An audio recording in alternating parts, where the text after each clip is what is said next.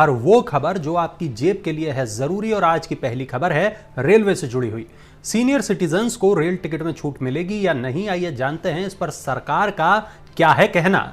Corona काल से पहले सीनियर सिटीजन्स को रेल टिकट पर 50% तक छूट मिलती थी, लेकिन कोरोना काल में इस सुविधा को बंद कर दिया गया।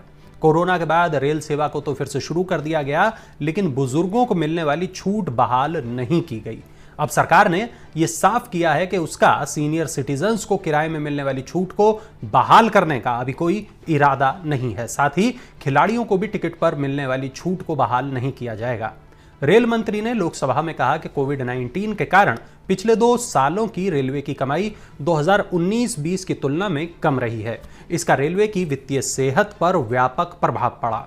वैष्णव ने कहा, इसी कारण सीनियर सिटीजन समेत कई श्रेणियों के किराए में छूट का दायरा बढ़ाना ठीक नहीं है। रेल मंत्री अश्विनी वैष्णव ने संसद में कहा कि सीनियर सिटीजन्स को किराए में छूट देने से सरकार के खजाने पर भारी बोझ पड़ता है, इसलिए इसे बहाल करने की कोई योजना नहीं है। केवल स्पेशल कैटेगरी वाले लोगों को किराए में छूट की सुविधा दोबारा शुरू की गई है, जिसमें 4 श्रेणी के दिव्यांग, 11 कैटेगरी के मरीज और छात्र शामिल हैं।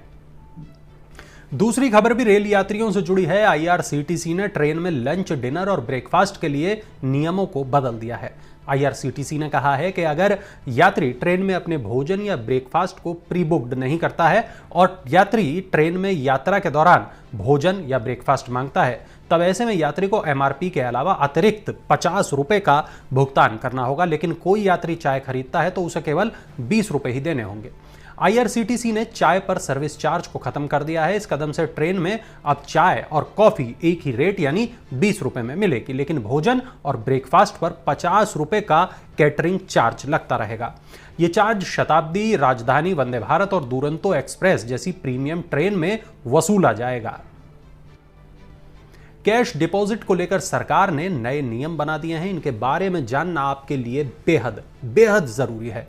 अवैध और बेहिसाब नकद लेन देन पर नकेल कसने के लिए केंद्र सरकार ने कई कदम उठाए हैं। सरकार ने नकद जमा और निकासी में सीमा में बदलाव किया है। नए नियमों के मुताबिक किसी वित्त वर्ष में किसी बैंक या पोस्ट ऑफिस में 20 लाख रुपए या इससे अधिक की नकदी जमा या निकासी पर पैन और आधार नंबर देना जरूरी होगा।